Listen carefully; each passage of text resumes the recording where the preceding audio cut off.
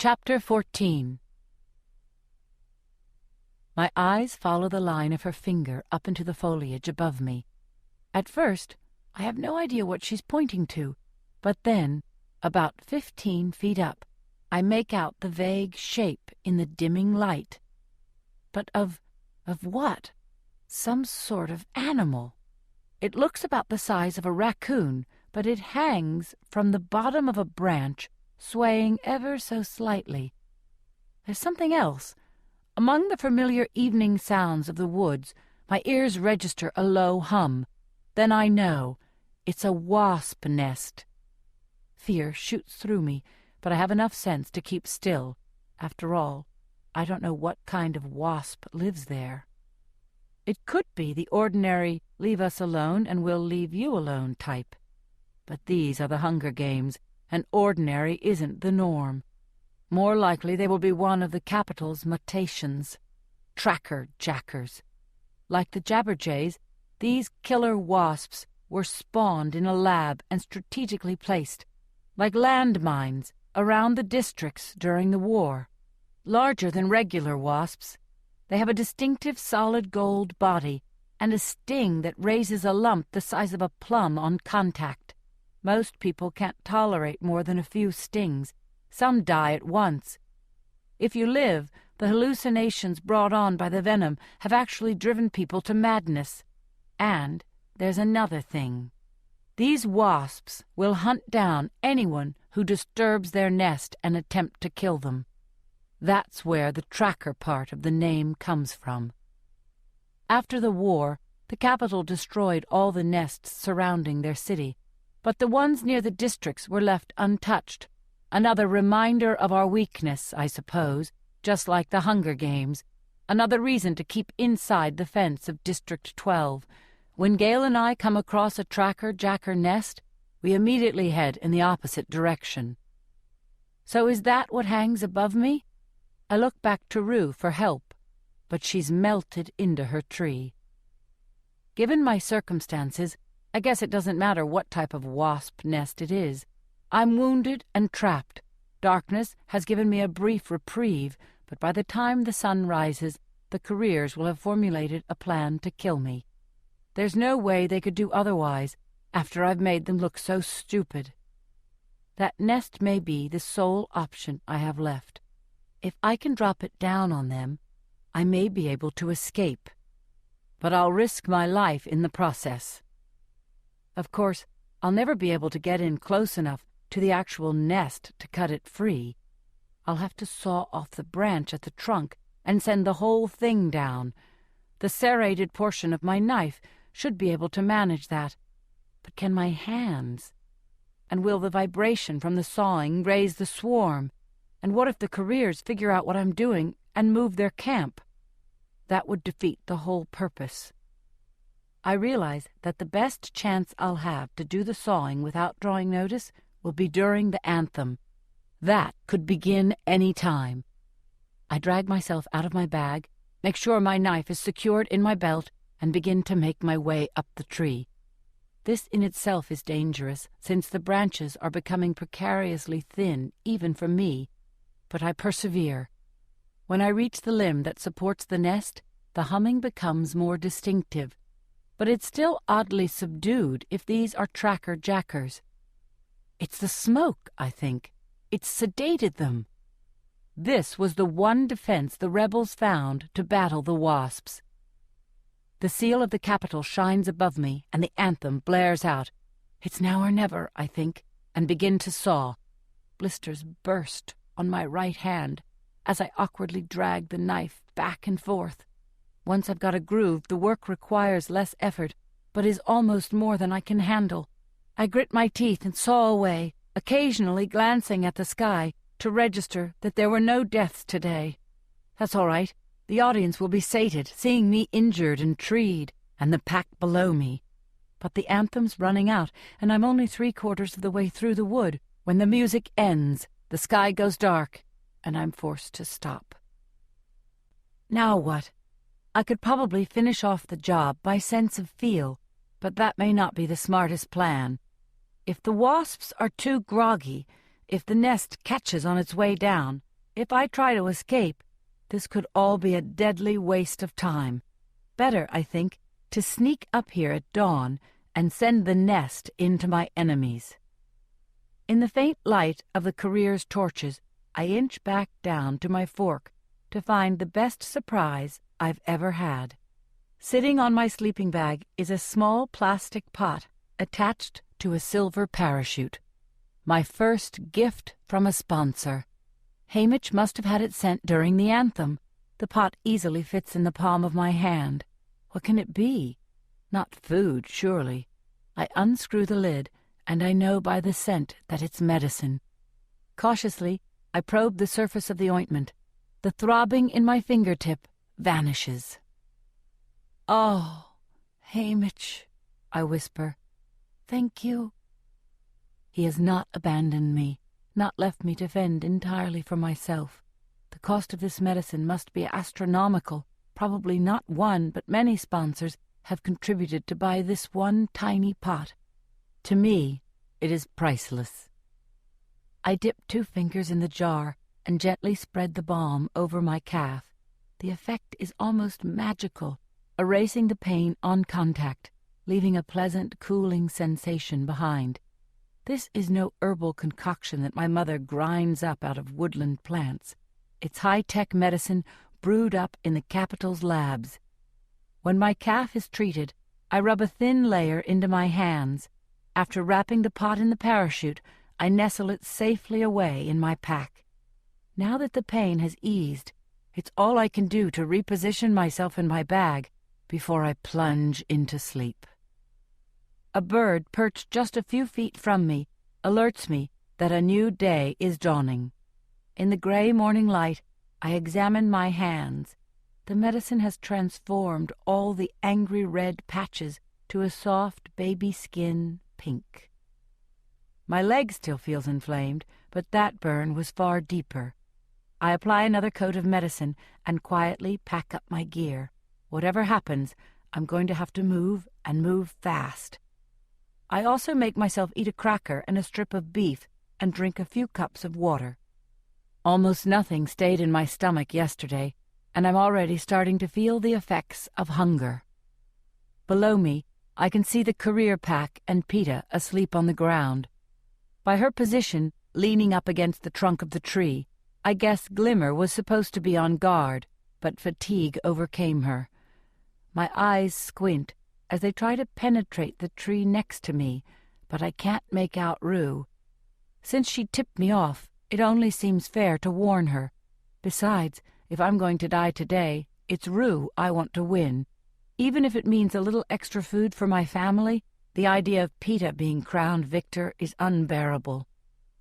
I call Rue's name in a hushed whisper, and the eyes appear, wide and alert at once. She points up to the nest again. I hold up my knife and make a sawing motion. She nods and disappears. There's a rustling in a nearby tree, then the same noise again a bit farther off. I realize she's leaping from tree to tree. It's all I can do not to laugh out loud. Is this what she showed the game makers? I imagine her flying around the training equipment, never touching the floor. She should have gotten at least a 10. Rosy streaks are breaking through in the east. I can't afford to wait any longer. Compared to the agony of last night's climb, this one is a cinch. At the tree limb that holds the nest, I position the knife in the groove, and I'm about to draw the teeth across the wood when I see something moving. There, on the nest, the bright gold gleam of a tracker-jacker lazily making its way across the papery gray surface. No question, it's acting a little subdued, but the wasp is up and moving, and that means the others will be out soon as well. Sweat breaks out on the palms of my hands, beading up through the ointment, and I do my best to pat them dry on my shirt. If I don't get through this branch in a matter of seconds, the entire swarm could emerge and attack me. There's no sense in putting it off. I take a deep breath, grip the knife handle, and bear down as hard as I can. Back, forth, back, forth. The tracker-jackers begin to buzz, and I hear them coming out. Back, forth, back, forth. A stabbing pain shoots through my knee, and I know one has found me and the others will be honing in. Back, forth, and just as the knife cuts through, I shove the end of the branch as far away from me as I can. It crashes down through the lower branches, snagging temporarily on a few, but then twisting free until it smashes with a thud on the ground. The nest bursts open like an egg, and a furious swarm of trackerjackers takes to the air. I feel a second sting on the cheek, a third on my neck, and their venom almost immediately makes me woozy. I cling to the tree with one arm while I rip the barbed stingers out of my flesh.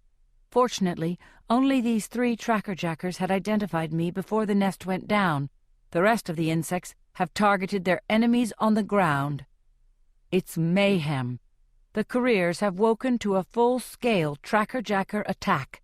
Peeta and a few others have the sense to drop everything and bolt. I can hear cries of, "To the lake! To the lake!" and know they hope to evade the wasps by taking to the water. It must be close if they think they can outdistance the furious insects. Glimmer and another girl, the one from District 4, are not so lucky. They receive multiple stings before they're even out of my view. Glimmer appears to go completely mad, shrieking and trying to bat the wasps off with her bow, which is pointless. She calls to the others for help, but of course no one returns. The girl from District 4 staggers out of sight, although I wouldn't bet on her making it to the lake. I watch Glimmer fall, twitch hysterically around on the ground for a few minutes, and then go still. The nest is nothing but an empty shell. The wasps have vanished in pursuit of the others.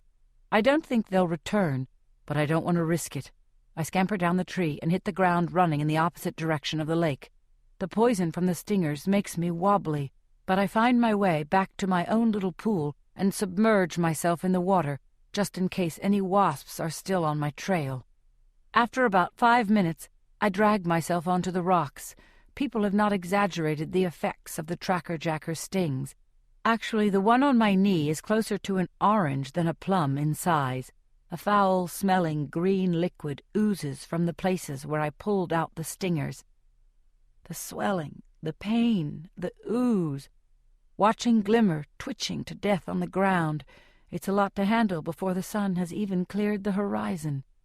I don't want to think about what Glimmer must look like now, her body disfigured, her swollen fingers stiffening around the bow. The bow!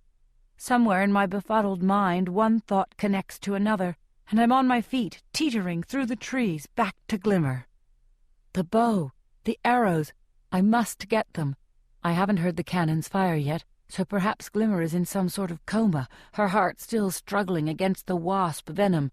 But once it stops, and the cannon signals her death, a hovercraft will move in and retrieve her body, taking the only bow and sheath of arrows I've seen out of the games for good, and I refuse to let them slip through my fingers again. I reach Glimmer just as the cannon fires. The trackerjackers have vanished. This girl, so breathtakingly beautiful in her golden dress the night of the interviews, is unrecognizable, her features eradicated, her limbs 3 times their normal size. The stinger lumps have begun to explode, spewing putrid green liquid around her. I have to break several of what used to be her fingers with a stone to free the bow. The sheath of arrows is pinned under her back.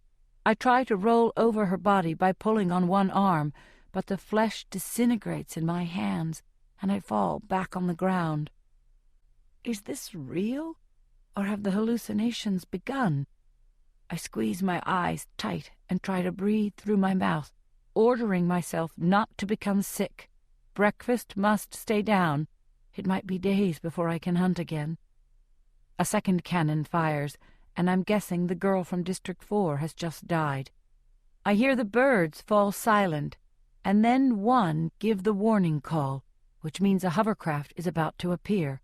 Confused, I think it's for Glimmer, although this doesn't quite make sense because I'm still in the picture, still fighting for the arrows. I lurch back onto my knees, and the trees around me begin to spin in circles. In the middle of the sky, I spot the hovercraft. I throw myself over Glimmer's body as if to protect it, but then I see the girl from District 4 being lifted into the air and vanishing. "Do this," I command myself. Clenching my jaw, I dig my hands under Glimmer's body, get a hold on what must be her rib cage, and force her onto her stomach. I can't help it. I'm hyperventilating now. The whole thing is so nightmarish, and I'm losing my grasp on what's real. I tug on the silver sheath of arrows, but it's caught on something, her shoulder blade, something, and finally yank it free.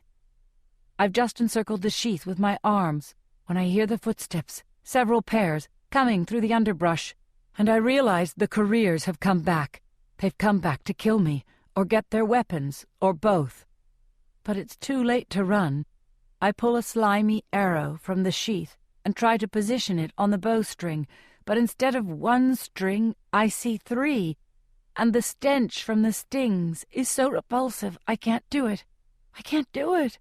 I can't do it. I'm helpless as the first hunter crashes through the trees, spear lifted, poised to throw. The shock on Peter's face makes no sense to me. I wait for the blow. Instead, his arm drops to his side. "What are you still doing here?" he hisses at me. I stare uncomprehendingly as a trickle of water drips off a sting under his ear. His whole body starts sparkling as if he's been dipped in dew. "Are you mad?" He's prodding me with the shaft of the spear now. "Get up! Get up!" I rise, but he's still pushing at me. What? What is going on? He shoves me away from him hard. "Run!" he screams. "Run!" Behind him, Cato slashes his way through the brush. He's sparkling wet, too, and badly stung under one eye.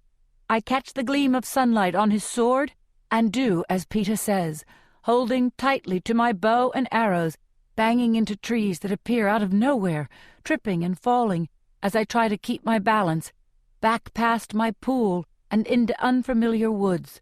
The world begins to bend in alarming ways. A butterfly balloons to the size of a house that shatters into a million stars.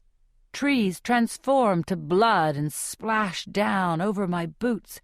Ants begin to crawl out of the blisters on my hands, and I can't shake them free. They're climbing up my arms, my neck. Someone's screaming, a long, high-pitched scream that never breaks for breath. I have a vague idea it might be me. I trip and fall into a small pit lined with tiny orange bubbles that hum like the tracker-jacker nest. Tucking my knees up to my chin, I wait for death.